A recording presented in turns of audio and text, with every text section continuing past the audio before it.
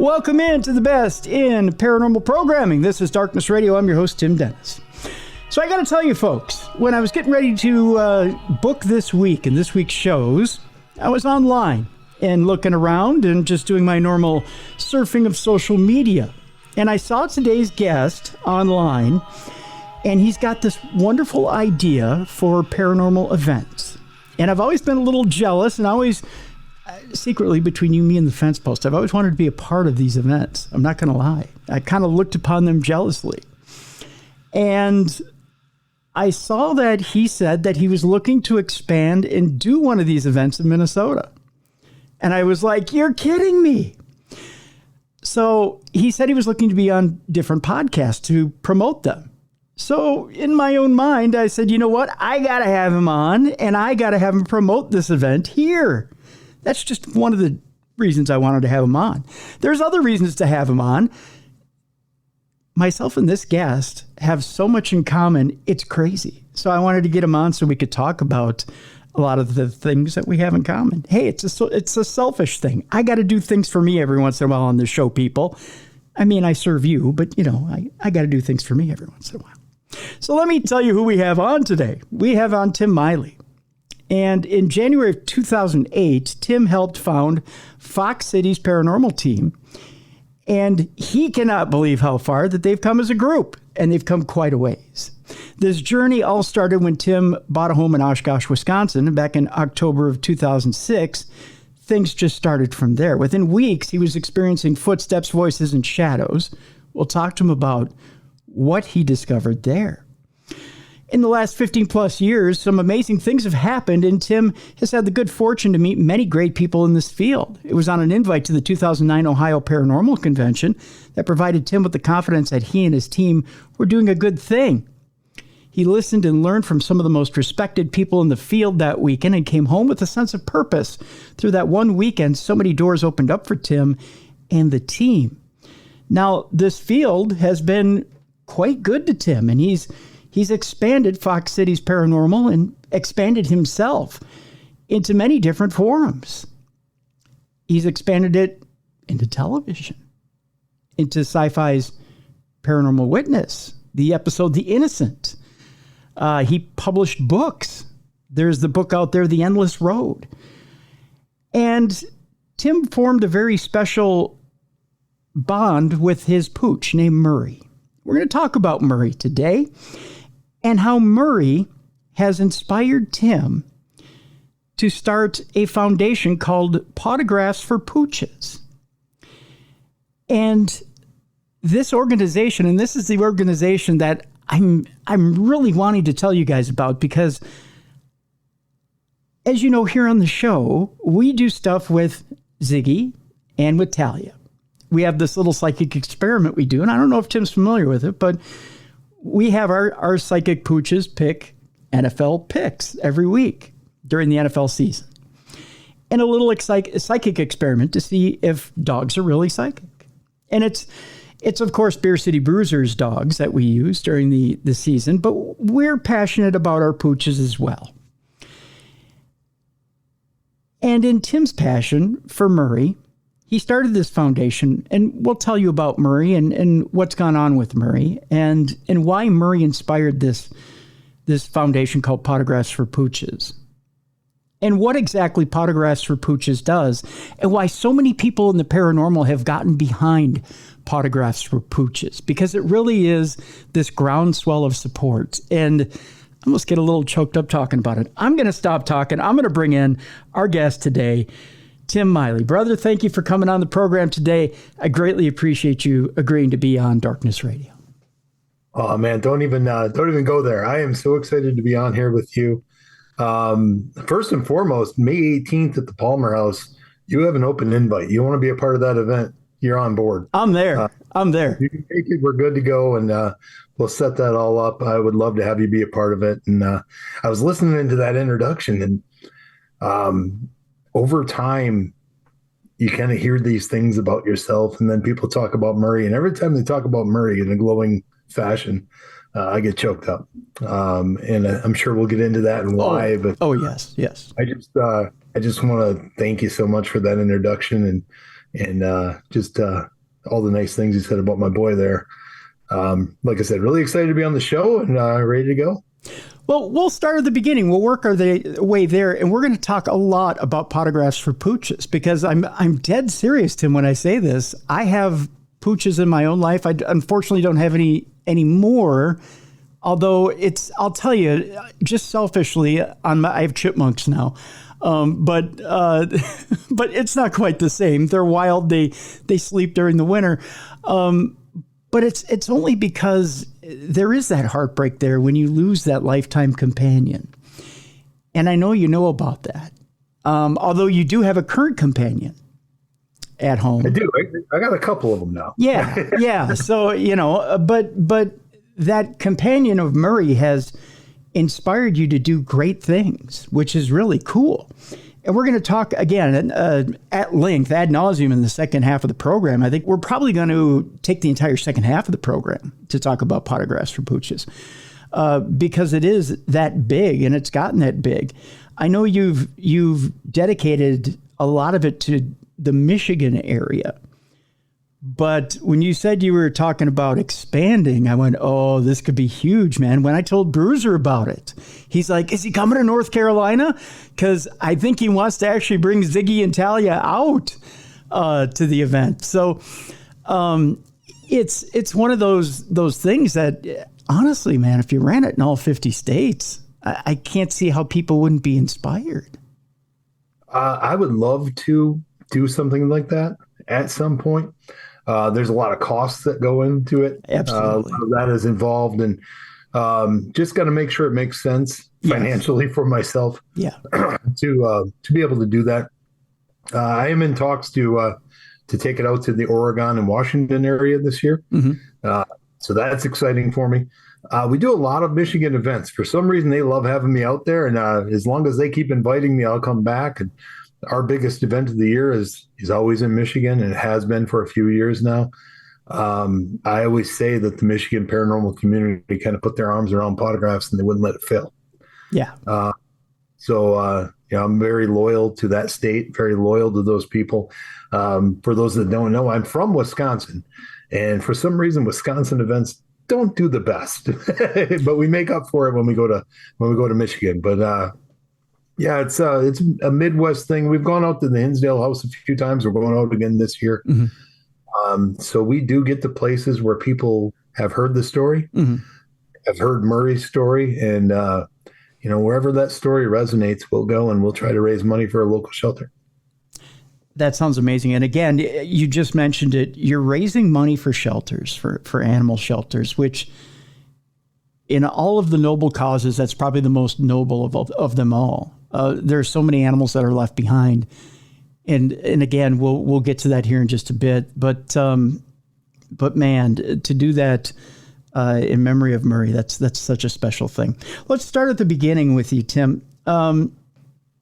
January of 2008, you helped found Fox City's paranormal team.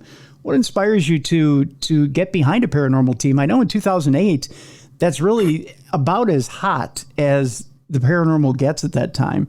What makes you decide to strike out and decide that you need your own team? You need to get out there and investigate the paranormal. Well, it's kind of weird because I bought this house in 2006. I still live here. Mm-hmm. And I was 31 years old, and I never in my life had experienced anything paranormal. Mm-hmm. And I move into this home, and I was going through a lot of things personally, and we'll probably get into a lot of that when we start talking about the Pawtograph stuff. But there were a lot of things personally I was going through. Very depressed, suicidal at the time. And within a week of living here, I have footsteps going from bedroom to bedroom. I got bangs on the wall. I got voices in my walk-in closet. And quite honestly, I didn't even jump to ghosts. I thought I was going crazy. Wow. And just sitting there in my house, and I remember calling my mom and just telling her what was happening. And her words were, well, go see what it is. And for those people that know my mom, there's no way she would have gone to see what it was. So we had a few words on the phone. I obviously wasn't very comfortable with it. And honestly, the whole paranormal thing I can attribute to watching ECW on Sci-Fi. Yeah. I was watching wrestling one night and a commercial came on for Ghost Hunters, and I had no idea that this stuff existed. I was blown away. I was so naive to this. I didn't understand that people went and looked for this stuff. So I started watching the show, and they started talking about TAP's family teams. And I contacted 4 teams in Wisconsin to try to get them to come in and explain what was happening in my home. Mostly because I had a 30-year mortgage. Yeah. Yeah. And I was stuck here. Yeah. I didn't get any responses. Really? So I'm actually thankful now because it forced me to educate myself. And that's how Fox City's paranormal team came to be. I was just kind of looking at one of my friends at work one day, and I said, if there's other people out there that are looking for help and they're not getting emails answered, there should be a team out there that gives a damn. And that's how it happened. January 2008, we started. Here we are 16 years later, and we've done 300 plus residential investigations. Some of the most rewarding times in my life have been because of the paranormal field. And obviously, we'll get into it later, but the paranormal field gave me the platform to make Pawtographs for Pooches so successful. And so I'm forever grateful, forever thankful to the paranormal community and the things that I've been able to do. And just, if you'd have told 30-year-old Tim that this was going to be his life, I don't know if he'd have believed you, but here we are, and I wouldn't change a thing. I hear you there, brother. I hear you there. I got to ask you, 4 different teams, you reach out to 4 different teams, you don't get a response. At that point, it's either make or break. It's one of those things where you could have been discouraged and went, if this is the kind of reliability you get out of this field, what's going to make me different than everybody else? If it's kind of a fly-by-night industry, why do I want to put that kind of dedication into it? What drove you further than everybody else to want to stick to it and have the passion for it? For me, it was the feeling of not being worth somebody's time. Okay. And I wanted to put the effort in and create something that we could all be proud of. And at the same time, help families that are at a point where they're willing to let 4 or 5 strangers walk into their home and walk around for 6 or 8 hours. Yeah. I don't think people quite understand when you get to that point in your life and you get to that point where that seems like the best idea, that family at some point is at a breaking point. And if there's any sort of comfort that we can give that family, that's a victory for us. I've never been one that is real interested in all this fantastic evidence. I mean, we've gotten some. Yeah. But at the end of the day, honestly, if we go into a home and when we leave, they feel better than when we got there, that's a win. That's a win for me. And it's always been that way. And I've been fortunate that we've surrounded ourselves on that team with people like Todd Arnold, who's been doing this with me since day one. People that want to genuinely help people. And I've always said that when we add people to the team, I can teach you what you need to know about the paranormal. I can get you through an investigation. I can't teach you to be a good person. Very true. First and foremost, I want to find somebody who has compassion, somebody that genuinely cares about what we're doing, because at the end of the day, you got to trust that they're going to want to put in the effort too. And we've been really fortunate to find some fantastic people and been working with a lot of those folks for 16 years. So it's been an amazing ride. I don't think it's done yet. Things have slowed down a bit. But I've also got other things going on in my life, which, I'll take the time to do those things. But when somebody calls and they need us, then we'll be there. Let me ask you this, Tim. I'm going to try to put this, I'm going to put it a little bluntly, but I'm also going to put it honestly. There are hobbyists, weekend warriors, trophy catchers, however you want to put it, that are out there to get the thrill of the evidence, and then they're fine with it. I know you stated it eloquently that you're looking for people who care to help people. You're not out there looking for a weekend warrior. You're not looking for somebody like that to put that person in your team, and that you can teach somebody all about the paranormal. You don't need them in your team to do that.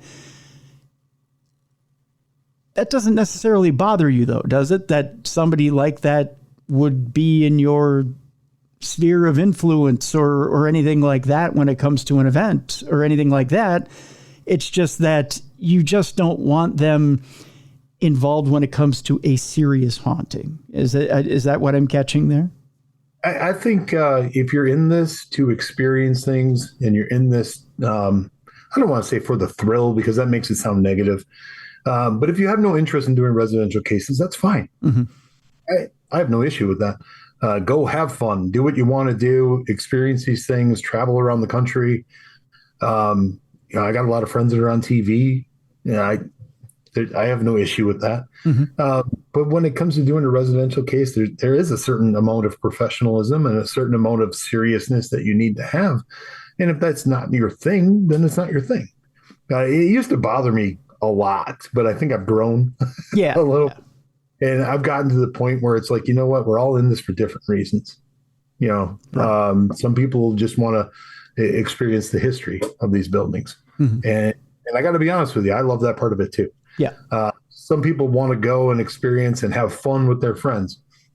It's not so much for me, but that doesn't matter. And just because I don't want to do it doesn't mean I want to take it away from everybody else. So, it's always been about residential cases for us.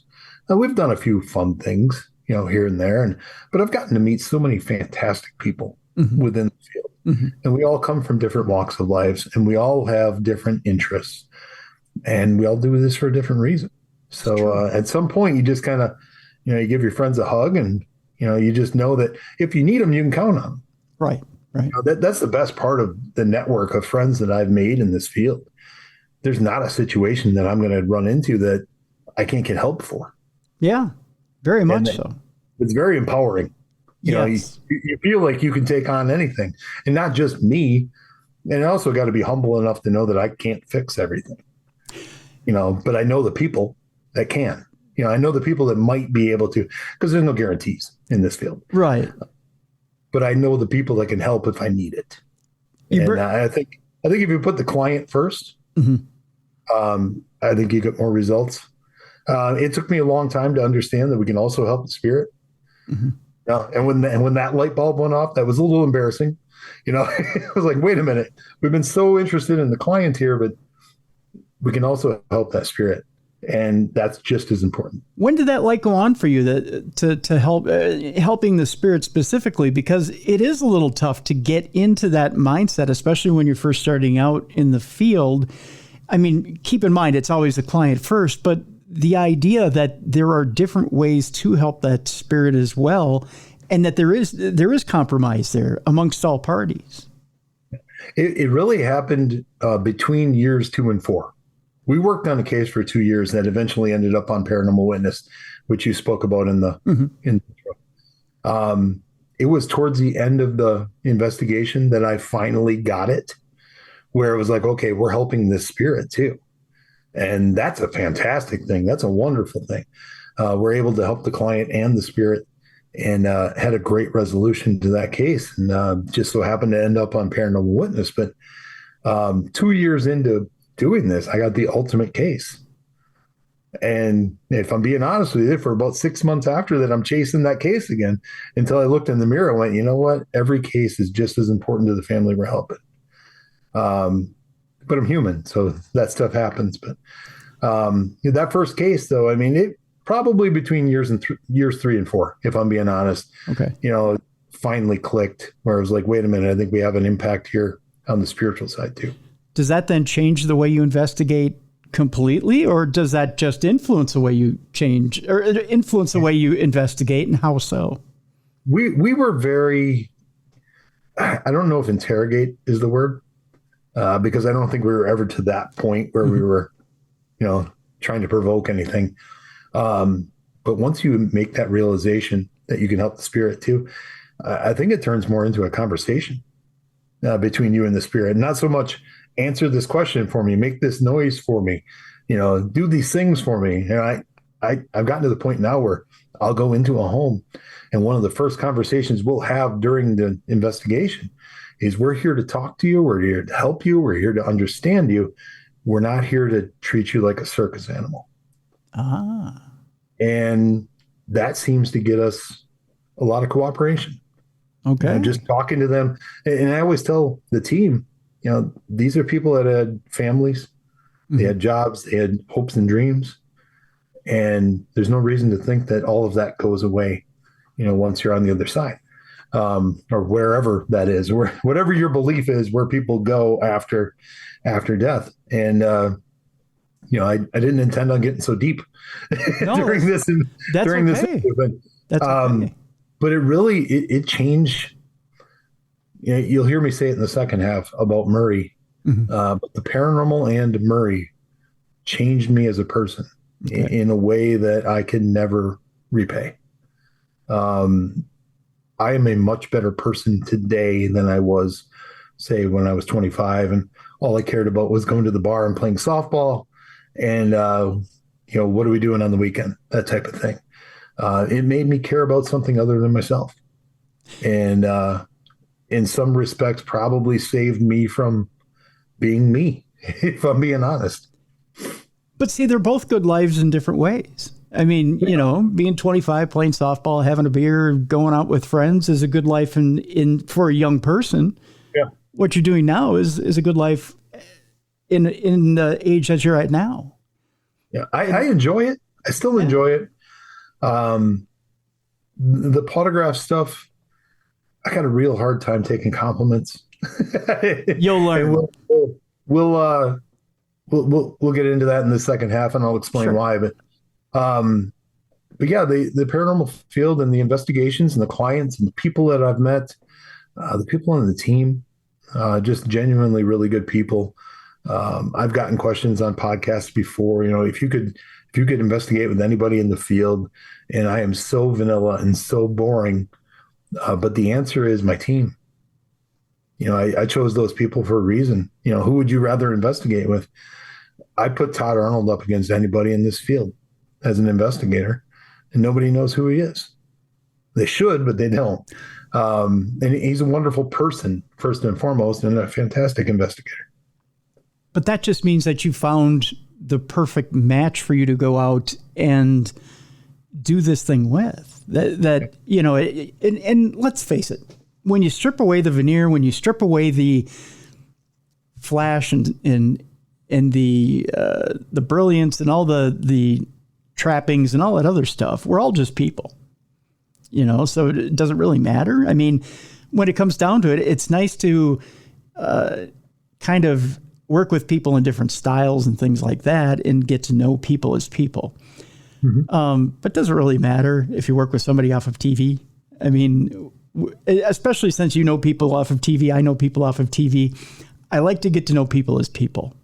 Yep. One of my all-time favorite people to get to know, and I think you'll agree with this, is John Zaffis. But to get to know him off of television, there's a different reason to get to know him that's funny, as opposed to getting... You bring up John, and I instantly smile. Exactly, and you know why. I've known John for 12 years, and he's one of those people that when I first started out, he saw something in me, and he and I have been friends for 12 years. We have a very good friendship, and we can be blunt with each other. That's when you know you're a good friend. Yeah. Yep. And we could just be that way with each other. And he and I owe a lot to John Zaffis as far as just having that relationship. There have been times where I've called him about a case just to get advice. And I don't abuse that friendship because I know he's getting so many questions. Yes. So the only time I will call him is when I genuinely need that advice and that help. And he picks up the phone every time. And if you know John, he's got that trademark, "Hey, buddy," and then we talk. Yeah. But people like John Zaffis, Dustin Perry is one of my very best friends in the entire world. Just a genuine human being and such a big part of Pawtographs for Pooches. The list goes on and on. And Shane Pittman's a wonderful person. I love him to death. He's like a brother. Yeah. So I'll just name the three. Otherwise, we'll be here for 3 hours. But so many wonderful people in the field that I am just so fortunate to know. Yeah, absolutely. And like I said, you strip away the trappings, the veneer, whatever you want to call it, and there's there's people out there that are just people. They just happen to have been on television, but they're amazing people. And they really are. They're fun to work with, but at the same time, there's so much more to them that people don't get to see, and they're just something special in themselves. So, I guess that's just the lesson in that. And that's one of the things I find about working in this field is just getting to know the people themselves, and getting to know them is a separate thing other than the work that's actually being done. That's the rewarding part of it as well. That's really something special. So Tim, tell me, one of the things I find interesting about speaking of this whole field is when you sit down to write a book, and this has always enthralled me as well. When you sit down to write a book and you're staring at a blank page, how easy is it for you to generate things for the page? It was incredibly difficult. Yeah. I came from a unique situation when I wrote the book. I talked about my childhood and things that had happened to me. I go in depth into an accident that my dad had when I was 8 years old. And he was in a coma for 6.5 years. Wow. And he passes away when I was 15, and it makes you either grow up or the other way. And I think it took me a while, but I think I finally did grow up. But just having that relationship, and then the paranormal side of it, my dad was the first spirit that I ever dealt with. Really? That was the spirit that was making all the noise in my house. Really? And my friends and my family were like, that's probably your dad, because you're going through such a tough period in life right now. He's just there watching over you. And he has given me messages through mediums that only he would know, only I would know. Okay. And just come through and just been so supportive. And it's almost like I have this fantastic relationship with my dad today. And I got robbed of it when I was a child. So it's a beautiful thing. So I told that story. I went into, my struggles as an adult, and trying to take my own life, and then transitioned into the world of the paranormal and the life that has given me. So I had a template to go off of, but from that point of view, it was still very difficult because I had to relive all of that to put it on paper. So that was the difficult part. Having that built-in story made the story easier. Okay. Made the book easier to flow. But just putting it on paper was a little difficult to do for me. I'm sure. For our listeners, can I ask you this question? With your dad in a coma for 6 years, I understand it's physically tough to see him like that, and then to have him pass away. It seems like you're getting more communication with him after he's passing away. Did he ever come back in spirit and tell you what had been happening to him in those 6 years in a coma, where he was, what had been happening to him, whether he could hear you or tried to communicate with you? Did you get any of that backstory of what happened in that 6 years? He did tell me through Scotty Rourke. Okay. That he knew when I was there. He could tell when I was there. There was one thing about his passing. As a 15-year-old boy, I was brought into the room with the doctor to decide whether to take him off life support. Oh, good. Sorry. And as a 15-year-old, you're part of that decision. And I think I was protecting myself. I didn't understand the gravity of it all. And we had decided, there's no hope for recovery. So let's let him go. And I went home that day. And I struggled with that for years because I should have stayed there. I should have held his hand. I should have been there for him. Thankfully, his sister stayed. She was with him when he passed. But I carried that with me for a really long time. And I had an event in Kewanee, Wisconsin. And Scotty Rourke was a speaker there. And I asked Scotty if I could talk to him, and we went outside, and I didn't even get a word out. I instantly burst into tears because I knew what I wanted to ask. I wanted to ask him, is my dad upset with me that I left? And I just had tears. And Scotty put his hand on my shoulder and he said, "Your dad says you were 15. Stop beating yourself up." Oh, wow. So that gave me all the validation in the world that I needed. And yeah, it was. It's just nice to have that connection and know that he's still there. Yeah. Still watching. And later in life, I've been sending him every animal that I've ever had and telling him he better take care of them until I get there. Yeah. So I got a fantastic relationship with my dad. I still look at him through the eyes of an 8-year-old boy. Yeah. He'll always be my hero. Yeah. Always will be. And just so much love for that guy. I mean, he gave me life. And, I respect the man to no end and just, selfishly wish he was still here. But I don't think a lot of this stuff would have happened if he would be. I don't think he would have had as many breakthroughs and as much success, maybe and I think maybe that's why he's still there. And why he's still fueling you to bring you to this point and beyond. I really do believe he's by your side for the rest of your life and pushing you to greater heights, Tim. And that's, it's sad because you do want him in this physical world to be there to push you, physically here and be here to give you that advice. But sometimes having that spiritual backing is much more powerful than having the physical backing. Yep. And it doesn't make sense to us. It never does make sense to us. But I really do believe in my own life. I have relatives that have passed over in spirit that are helping me 10 times more than they ever would have physically. And it hurts here. It hurts in the heart, but it helps so much more than I could ever imagine. And it takes a lot to try and sort that out, but it's just something we have to try to come to, I hate to use the term "come to Jesus," but they're with Jesus. I like to think of it that way. Tell you what, we'll take our break right here. When we come back, let's jump into Pawtographs and Pawtographs for Pooches. Again, man, I tell you, Tim, the moment I saw this, when I first saw it, I thought, what an idea. I mean, it jumped right off the screen to me. And I thought, it's such a great idea. It was such an inspired idea.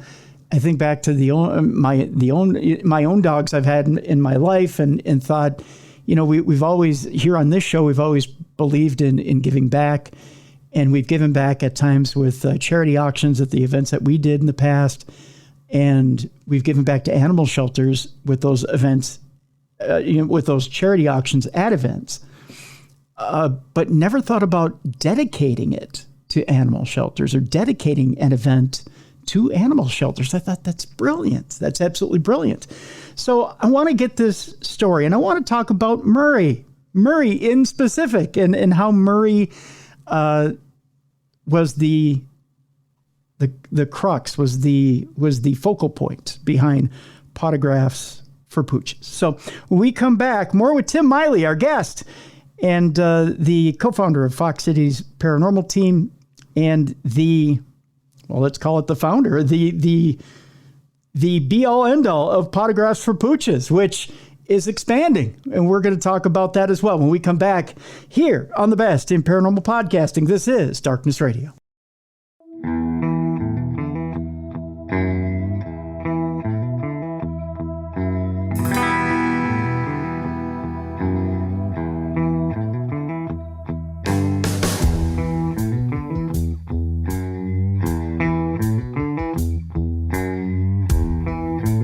Welcome back to the Best in Paranormal Programming. This is Darkness Radio. I'm your host, Tim Dennis. With us is Tim Maile.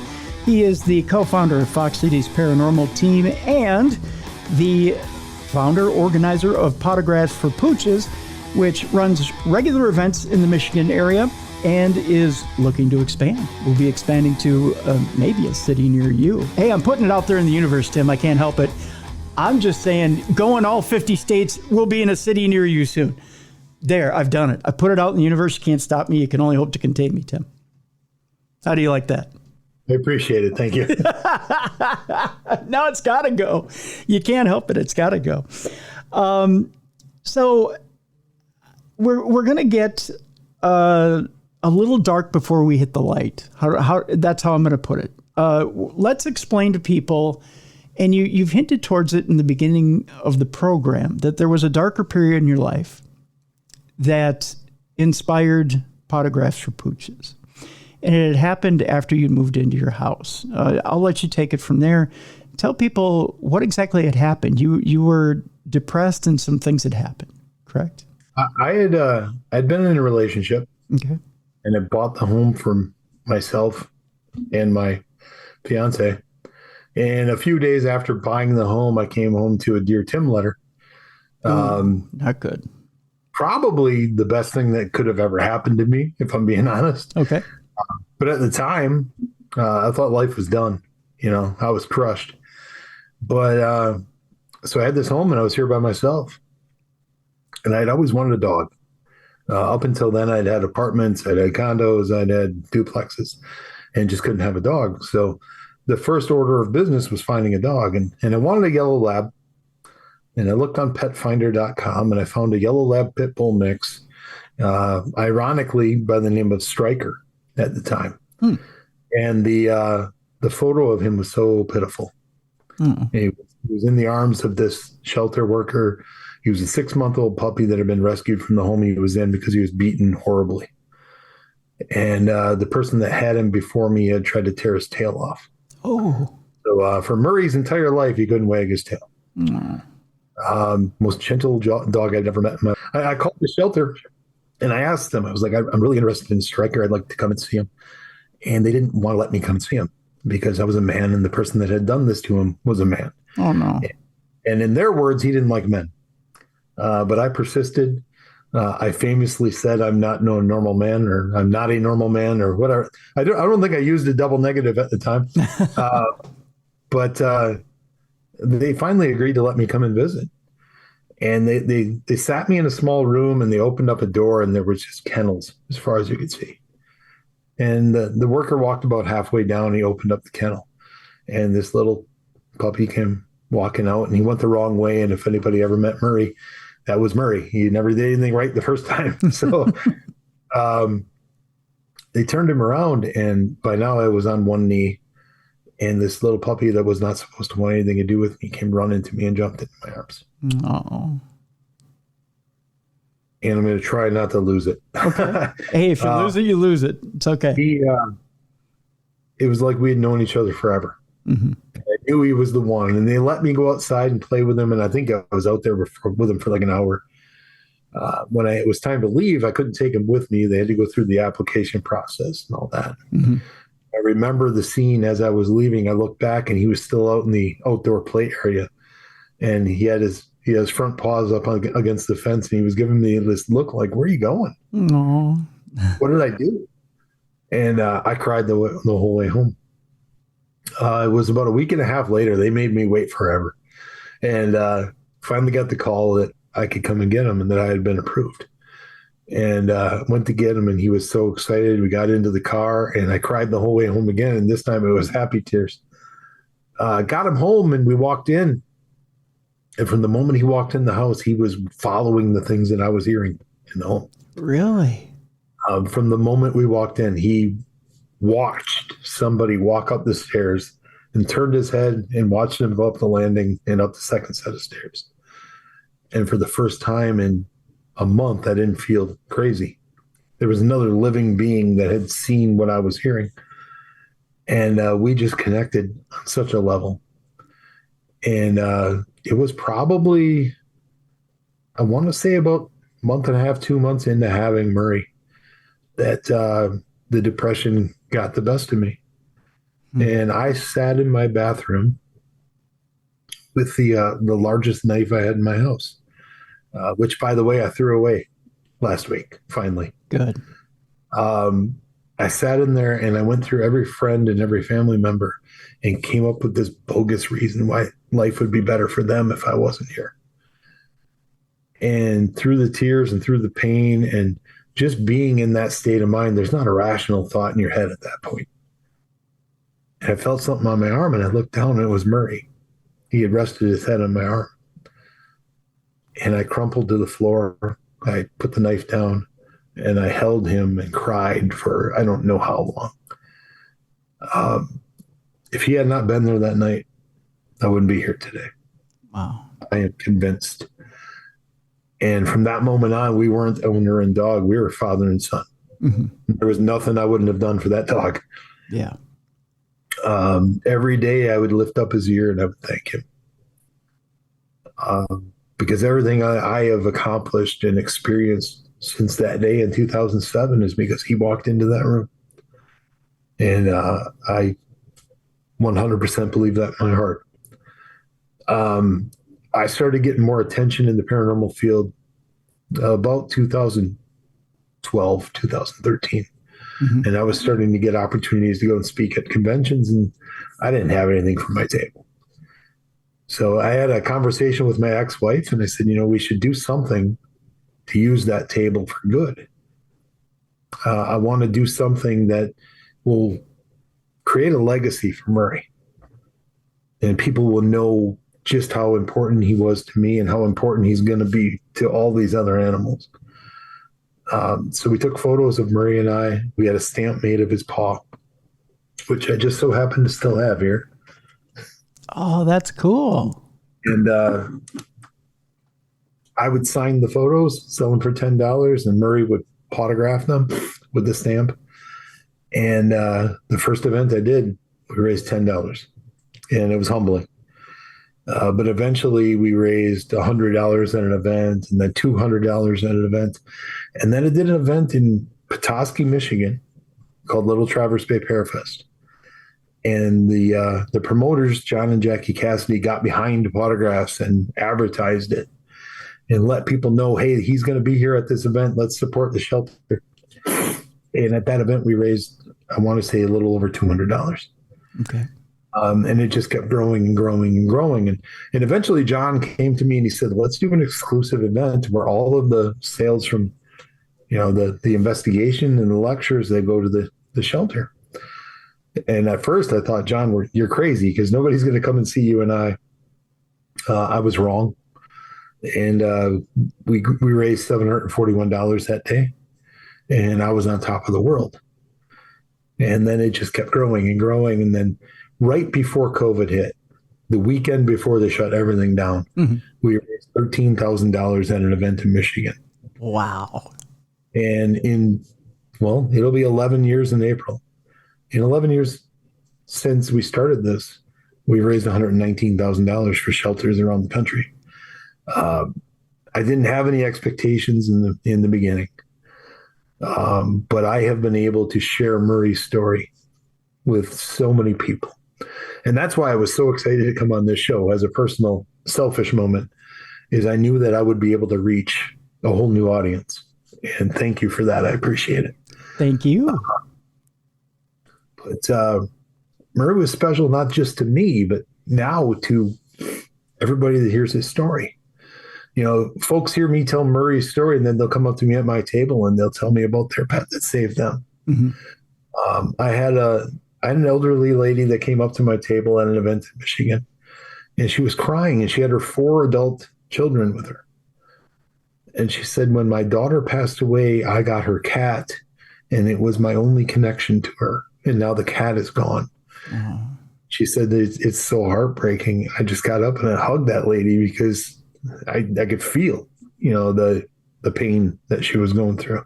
Yeah. I've had teenagers come up to me afterwards and tell me that, my story helped them realize that, what they were going through wasn't something that they had to hide. I get a lot of credit as a man for telling this story and going through my depression and my suicide attempt because men don't talk about it. But I always tell people, it's not my story. And I know for some people, they can't understand that. But if Murray's not there, there's no story. They found Tim in a bathroom. So it's Murray's story. It's always Murray's story. And I have no issue playing second fiddle to him the rest of my life. He touched so many people And in 2019, his health had declined, but selfishly, I couldn't let him go. And my mom watches my animals when I'm gone because I don't trust anybody else. Hmm. And I had an event, again, John's event in Petoskey, Michigan. And I dropped Murray off. And I told my mom before I left, I said, make this one special for him. Because it was my last event of the year. And I was pretty certain he wasn't going to make it No. to the next year. And I said, make it special. So she went out and she got him banana cream pie. She got him ice cream. She made him a steak. Oh, wow. And he had the best weekend ever. And mom doesn't like to give me bad news. So she didn't really say anything all weekend. I got back from that event and I walked in and Murray got up and he was circling me and really excited. And she looked at me and she's like, that's the first time he's gotten up all weekend. Oh, And that next day he passed away. oh gosh. The entire paranormal field mourned. And I know that sounds like an exaggeration, but No. there were so many people that changed their profile pictures to pictures of Murray. So many people reached out, and you could genuinely feel the hurt that they had. And I knew that he made a difference.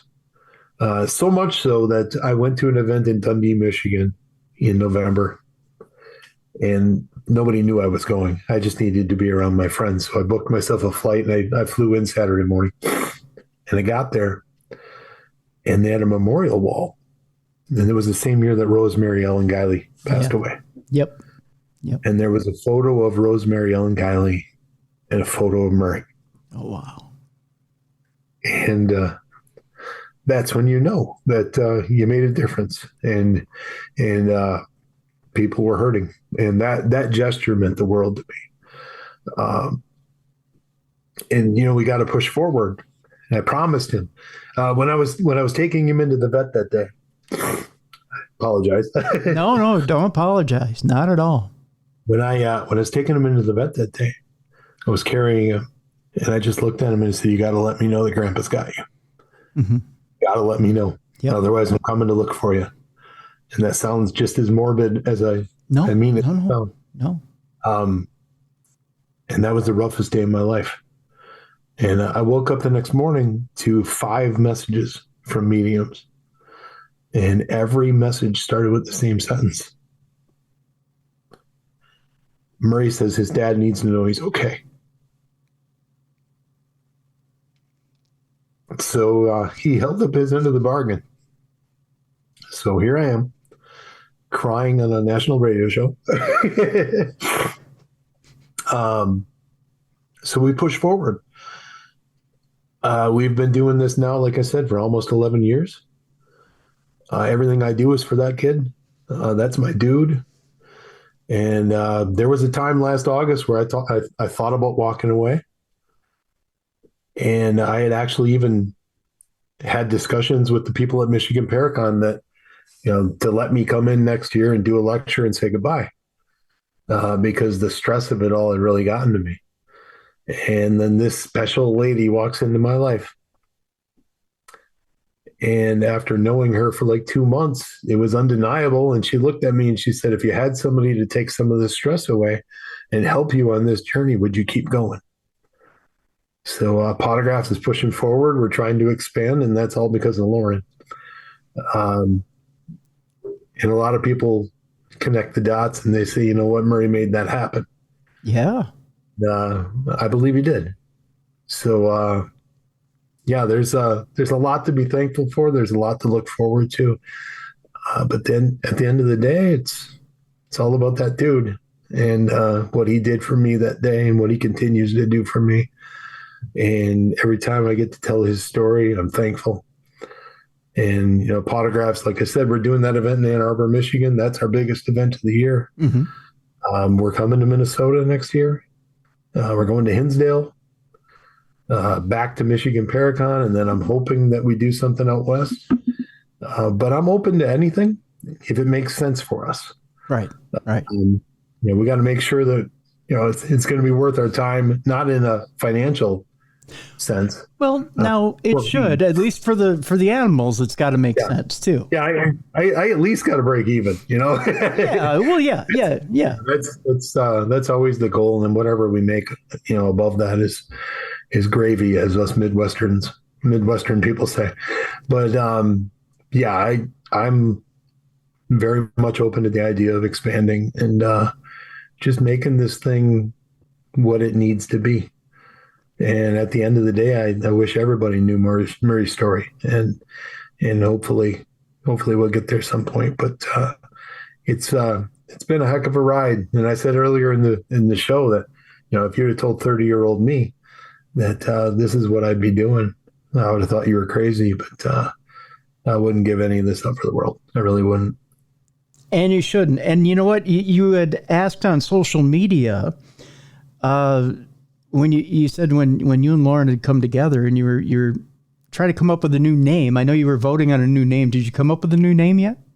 Yeah, the new name of the social media pages is Murray's Legacy, Tim and Lauren, a new chapter. There you go. So that's what it is. You've got a new name, and it's got new energy, and I'm telling you, man, before long you're going to be. This is going to be like a touring company. I'm telling you, and. Yeah. Animal shelters all over the United States are going to be thanking you for raising money for them. I'm just telling you right now. I'm hopeful. It's weird because in the beginning, when we started Pawtographs, we had a hard time getting people to get on board. There were a lot of shelters that turned the money down. What? Because it was a paranormal event. You're serious? There were shelters that flat out refused to work with me because it was a paranormal event. So you quickly understand where you are in the pecking order of life. And now that it's a success and we can post all of these wins that we've had and the big numbers that we have donated, you know, now shelters are like, yeah, come work with us. But in the beginning, it was really rough. It was difficult. I see it's, you know, but, you know, I kind of can see that too from some of the ventures we had in the early days before we had, and again, I have to tip my cap to guys like Jason Hawes over at TAPS and the guys from Ghost Adventures. When we were working with them, they opened doors. So when you say we're doing auctions with those guys, and then the name would spur doors to open. And and they would go, oh, okay, well, if the money's coming from them, if it's coming from, you know, working with TV guys. But unless there's, you know, certain names or an amount of money that's coming, oh, well, if you've raised a certain amount of money, well, of course, well, then we'll work with you. It's weird. You're right, Tim. It's a funny field, you know, that philanthropy, that is. Not the paranormal, but philanthropy is a weird field. And that they say, well, unless you're established, money is money. Causes are causes. If you're saving an animal's life, what does it matter where the money comes from? You know, it just doesn't matter. Yeah, for some of those folks, I think it came down to their religion and being on a board for a shelter. They didn't want to promote a paranormal event, and honestly, I've gotten past it. You know, whatever they want to do. But yeah, I echoed your statements in the beginning. It's like, you know, why wouldn't you just take the money? Yeah. They literally have no obligation to the event. Yeah, you know, exactly. Just show up and say thank you. That's all you need to do. Yeah. And for some shelters, that was too much. So we find the shelters that we work with, Northern Michigan Animal Rescue Network. Mm-hmm. Great people. Humane Society Huron Valley, fantastic people. Second Chance North here in Wisconsin, good people. So I've dealt with some shelters that I'm very proud to work with. Still looking for others. If we can help, we will. And I'm not going to turn a shelter away. But yeah, we'll see what we can make happen in 2024 and beyond. There you go. There you go. Well, now, okay, so here's the big call right now. So we have plenty of haunted locations that listen to this show. We have plenty of shelters that listen to this show. So now we got to marry the two. And now we're officially putting you and Lauren on tour. Because this has got to happen, right? It's just got to happen. We're putting the intention out there. And to make this thing bigger than ever, not just for us. It's just not for us. It's for the animals. Plain and simple. And it's for Murray. Because I would know Murray would want this to happen. To help other animals. So, plain and simple. It's all about intention, right? Yeah. So there you go. I think 2024 is going to be a busy year for me, buddy. I think so. And I'll put it to you this way. I look forward to seeing you at the Palmer House, and I look forward to seeing you at Michigan Paracon. Yes, I look forward to seeing you too. Yeah. So the floor is yours for the last few minutes of the show. I know you've already promoted those events. You said you had other events in Michigan other than Michigan Paracon this year, right? We do. Our big event, Pawtographs Parafest 5, It's going to be March. Boy, I should have the dates memorized by now. Whatever that weekend is, 8th and 9th, I think. March 8th and 9th, Pawtographs Parafest 5 in Ann Arbor, Michigan, in Wyndham Hotel. Headlined by Heather Taddy, Dustin Perry, John Tenney, and then we're actually bringing in Barry Fitzgerald for his only U.S. appearance. Wow. So Barry's been a good friend for many years. I've never met him, and I'm very excited to have him be a part of this event. It's a heck of a lineup. It's a Friday and a Saturday, and we're trying to break a record and get some more money to the Humane Society of Huron Valley. Above that, we've got May 18th at the Palmer House. Tickets go on sale soon. July 13th at the Hinsdale House. Big thanks to Dan Klass for giving us the Hinsdale House for free to raise money for Pawtographs for Pooches. That's the third time he's done that. So big thanks to him. And then I will be at Michigan Paracon, but I got the rest of the year to fill with events. While I'm mentioning locations that have given me their building for free, I cannot do this interview without thanking Robin Terry at Ashmore Estates. He's done that for us too.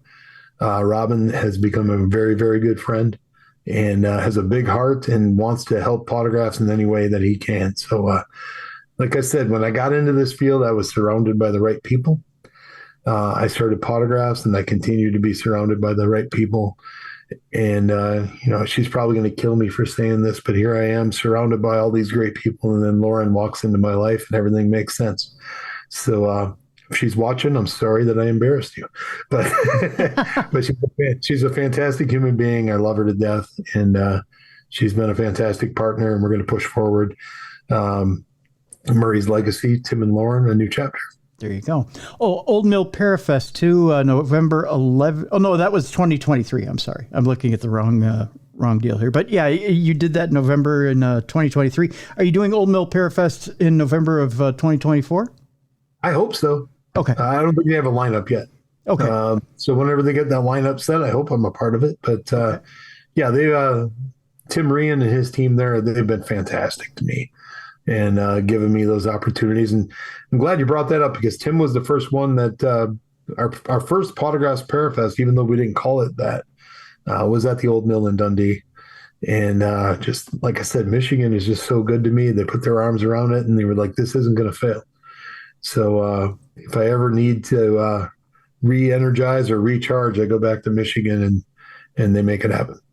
All right. Like Tim said, the big one coming up March 8th, March 9th at Wyndham Garden, Ann Arbor in Ann Arbor, Michigan. Folks will have a link to it in the description of this program so you can get your tickets and get over there and support Pawtographs for Pooches. And we'll keep you updated on the one here in Minnesota at the Palmer House, because that one's going to be huge as well. So, Tim, my friend, I wish you much success and with Pawtographs for Pooches. And man, I'm telling you, we've already put it out there. It's eventually all 50 states. People are going to be able to see you locally. It's going to be out of control. The animals are going to have so much money; they're going to be rolling in it. They're going to have to use it for bedding for the animals. I sure hope so. And before we go here, I just I got to thank you for this opportunity.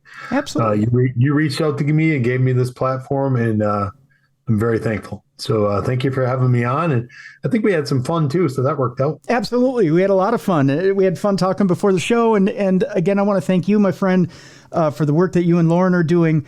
It's God's work indeed. And I'm glad that you've been inspired not only by the paranormal, but beyond to do and taking your own story and Murray's story and brought it forward to people. It takes a lot of courage, a lot of fortitude to take a personal tragedy that you've suffered with Murray and brought that forward and brought it to the entire world and to continue to tell his story and tell your story. It takes a lot, man. It really does. And to continue to use it for good and to use it to help other animals who are suffering, who need homes, it means the world. You really are doing God's work. So I appreciate you. Love you, man. Appreciate you. And we're going to do everything we can to help you here on this show. So thank you so much. I appreciate it. Thank you so much. All right. Thank you, my friend. Want to thank Tim Maile for being on the program today. Again, Pawtographs for Pooches is in Michigan. The next event in March. Again, there's the link in the description of this program.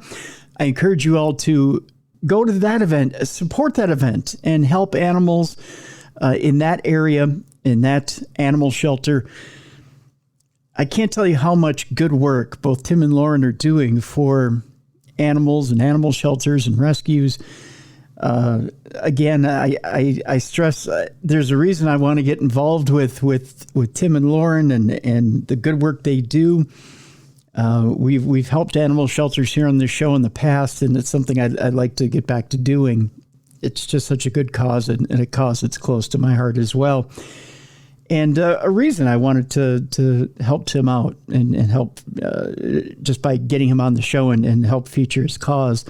I encourage everybody, if you could get a chance to help Tim out, and Tim and Lauren out as well, if you find it in your heart to do so, please do. You can order things off his website, I believe, things such as swag and autographs and whatnot to help out the cause without having to go to an event. If you find it in your heart to do that as well, then please support the cause as well. Of course, the Palmer House event, I believe he's announcing that next week. We'll keep you updated on that, and check out our events section at darknessradioshow.com. And we'll keep you updated there as to the Palmer House event as well. So if you're in the Midwest and want to come on out, and I guess my smiley face will be there. So I will I'll come out and greet you guys and say hi to you, and as well as Tim brings in such great guests for these events, the Pawtographs for Pooches deal. So don't just show up to say hi to me. Show up to say hi to all the lovely people that come out for these events and help support a great cause as well. So there you go. And see a great historical location that's haunted as well. I mean, gosh, you're gonna get your money's worth. So there you go. Folks, we're coming up on the weekend. And I encourage you to be a light in someone's darkness. Go out there and help someone special. Everyone's special, of course, but go out and help someone special, whether it be a neighbor, a friend. Maybe it's someone at a store that you see that needs help with their bags. Maybe it's someone in your community that needs a warm coat, a warm hat, a blanket, something to that effect.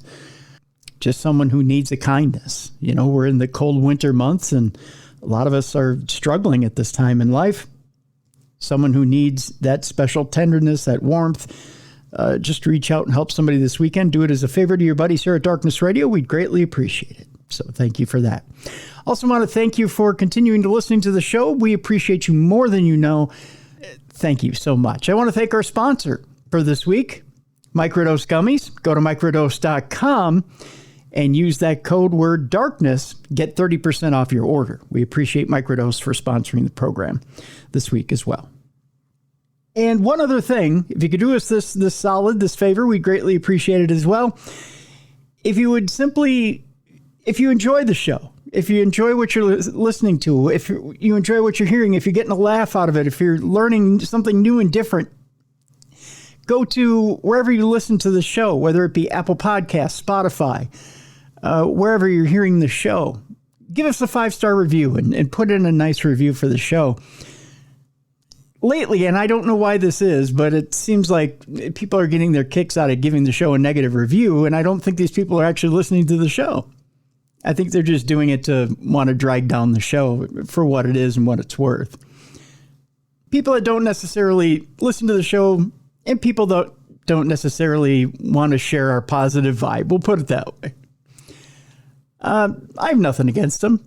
I don't care what they do, and they can live their life as far as I'm concerned. It doesn't bother me one way or another, but it does affect the show. That's the thing, and they know they're affecting the show. They know they're affecting the show in a negative way.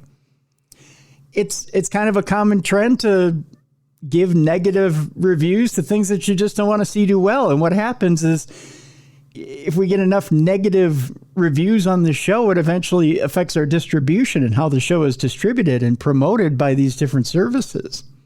Eventually, you won't be able to find the show. That isn't good for this show because then eventually the show goes away. I don't want that to happen. So if you enjoy the show, give us a 5-star review and we'd appreciate it. And tell us what you like about it in that review. So there you go. That's about it. We've got a great show ahead for the next coming weeks into February. We've got it all planned out into February, and I've got guests banging at the door, literally wanting to get onto the show, which is an embarrassment of riches in my world, and it makes me very, very happy. Which means we're doing something right, and that's all to you guys. It's all on you guys, and I appreciate that. There's a lot of people, both in the paranormal and true crime world, that want to get on the show and want to be heard. And it's because they want to reach you and they want to share their message with you. So that's a wonderful thing. And again, I tip my cap to you guys because it's all because they want to reach this audience. So that's all I have to say for this week. Thank you guys so much for joining us here on the best in true crime and paranormal programming. This is Darkness Radio.